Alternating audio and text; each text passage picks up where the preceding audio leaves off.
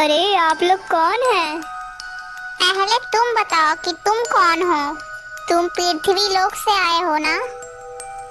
अरे हाँ हाँ, मैं पृथ्वी लोक से ही आया हूँ, लेकिन आप लोग कौन हैं?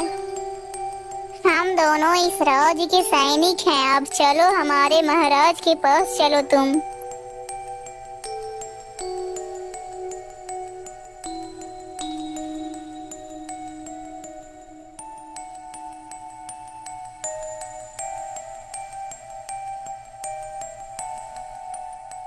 कौन हो तुम और यहाँ क्यों आए हो? महाराज, मैं एक व्यापारी हूँ। मैं अपने दो मित्रों के साथ यहाँ से गुजर रहा था, तभी मेरे दो मित्र आपकी इस विचित्र दुनिया में आ गए हैं। मैं उन्हें ही ढूंढने के लिए आया हूँ महाराज।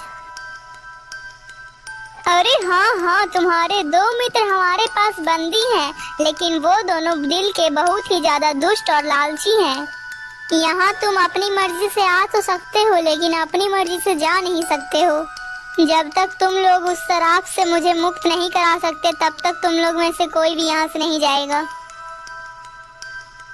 लेकिन महाराज, आपको ये शराब किसने दिया था? यह शराब मुझे एक ऋषि ने दिया था। यह बात उन दिनों की है जब मैं बहुत ही ज्यादा क्रूर और घमंडी किस्म का राजा था। लेकिन महाराज, हम कहाँ जाएंगे? महाराज, इस राज्य को छोड़कर हम लोग कहाँ जाएंगे? महाराज, मुझ पर दया करो। महाराज, मुझ पर दया करो। इस बार सूखी फसल होने के कारण हमारी कोई भी आमदनी नहीं हुई है, तो हम आपको कर कहाँ से चुकाएं? महाराज, मुझ पर दया करो महाराज। तुम जैसे निकम्मों के लिए हमारे राज में कोई भी जगह नहीं है। यदि तुम लोगों को यहाँ रहना है तो हमारा कर पूरा चुकाओ। चाहे फसल हो या ना हो, मुझे कर पूरा चाहिए। एक दिन की बात है, राजा अपने बगीचे में टहल रहा था।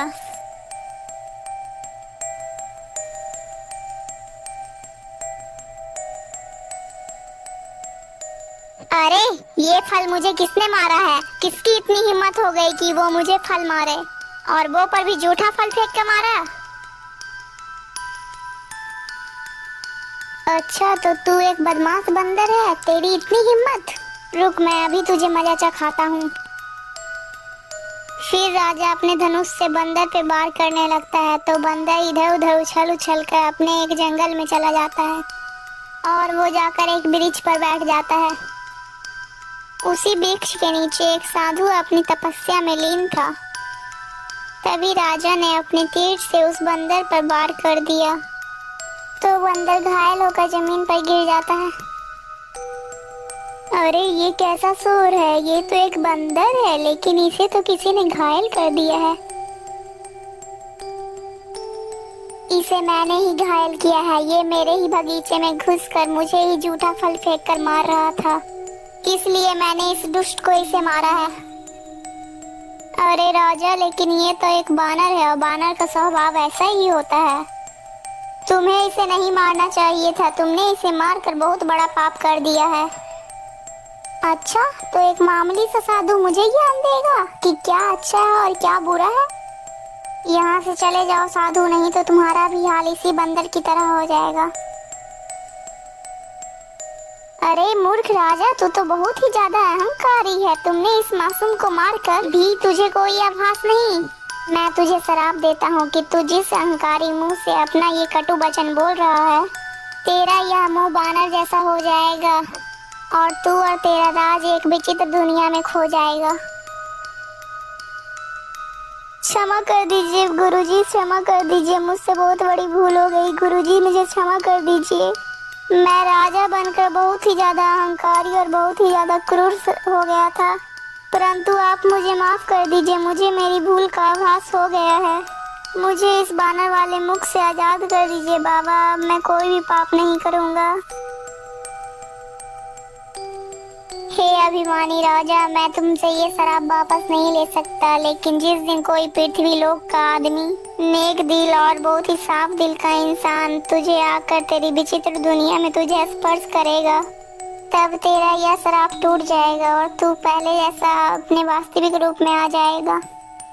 तब से लेकर आज तक हमारा ये राज इस गुफा में ही समाया हुआ है। लेकिन यदि तुम एक नेक दिल इंसान हो तो तुम्हारे स्पर्श करने से मैं वापस अपने वास्तविक रूप में आ जाऊंगा और मैं अपने वापस पृथ्वी लोक पर लौट जाऊंगा। यदि तुमने मुझे ठीक कर दिया तो मैं तुम्हें इतना धन दूंगा कि तुम्हारी 7 पुश्तें बैठकर खाएगी। ठीक है महाराज, लेकिन मुझे आपके धन की कोई भी लालसा नहीं है। यदि मेरे स्पर्श से आपका कोई भला हो सकता है तो मैं आपको इस वचन से जरूर मुक्त करूंगा। फिर वह आदमी जैसे ही राजा को स्पर्श करता है तो वो पहले जैसा हो जाता है। अरे ये क्या, मैं तो अपने फिर से वास्तविक रूप में आ गया हूँ। हे नेक दिल इंसान, आपका बहुत बहुत धन्यवाद। फिर उस राजा का पूरा राज्य अपने पृथ्वी लोक पर आ जाता है और वो तीनों मित्र खुशी खुशी भी अपना घर लौट जाते हैं। दोस्तों, आपको ये वीडियो कैसी लगी? अगर अच्छी लगी तो प्लीज़ वीडियो को लाइक करके चैनल को सब्सक्राइब कर दीजिएगा। और दोस्तों, इसका पार्ट 1 देखना बिल्कुल भी ना भूलें, हमारे चैनल में है। और दोस्तों, इस कहानी से आपको क्या शिक्षा मिली कमेंट में ज़रूर बताइएगा।